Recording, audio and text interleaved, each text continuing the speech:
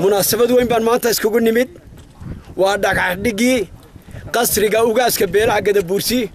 Ugaas Cabdirashiid Ugaas Rooble iyaan maanta dhagax dhigaynay salaadiintu dhagaxa u dhigayaan jagadaas uu ugu deeqay Mahdi Cansharaar Mahdi Cismaan Nuur Ilaahay khayraad siiyo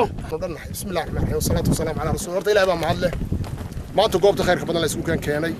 inagoo joogna airportkii beertii Cismaan Nuur ka hadhay Nuur Cismaan ka hadhay oo Mahdi iyo Maxamed maanta halkan joogaan iyo hooyada iyo Cali boo joogaan oo maanta Ugaaska ugu deeqeen jagada 35 ay ugu deeqeen oo madax dhaqameedyadii gobolada galbeedka Soomaaliland ay maanta halkan ku dhan yihiin marka hore guud ahaan waan iga gudoonay marka labaad Mahdi waan gudoonay mawtiinkii dhamaan ba haweenkii inaan maanta u gudoono dhagaxna u dhigno Ugaas Cabdirashiid Ugaas Rooble Ugaas Doodi halkan waan uga dhisi doonaa hadii la yiraahdo qasriga waxaan u mahadnaqayaa cidii bixisay oo nala joogta maanta Maxamed iyo Mahdi baa joogan iyo Caliba aad baan ugu mahadnaqanaa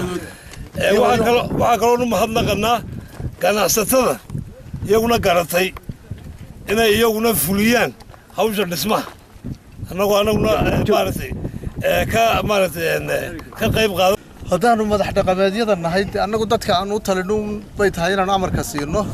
uguna ducayno waajibaadka aan qaadnayna waa mid saaran shacbiga aan salaadiinta u nahay runtii saaran weeyi waa hadduu dibadda joogaan iyo hadday gudaha joogaan baaxbujar hadday yihiin qurba joog hadday yihiin hadday madax yihiin ay runtii shacbiga caadiga xitaa hays caawisa ku dhisi kara haddii la dadaalo آمين إلهي يسلم يرها ودس آمين الفاتح محمد maanta kulley annaga sharaf gaaray noo tahay inkastoo ay tahay mid ay nala wadaagaan walaalahayoo dhan in au hoygiisa qasrigii koowaad ee halkan looga dhisayo au noqdo beertii Cansharaar ka hadhay Nuur Cismaan Allah u naxariistee fikirka jagada lagu bixiyayna Mahdi oo noogu weyn au leeyahay isagana aad baan ugu mahadnaqaynaa waxaan ku talin lahaa kulley hadda Ugaas wuxuu degan yahay kilirka Itoobiya kilirka shanaad ee Itoobiya qasrigan inuu kii koowaad halkan ka noqdo laakiin waxa muhiim ah hadday salaadiinta kala tahay isagaba hadday tahayba in lagu xisaabtamo luqeeyo in la dejiyo سيل عليه إلا دجيو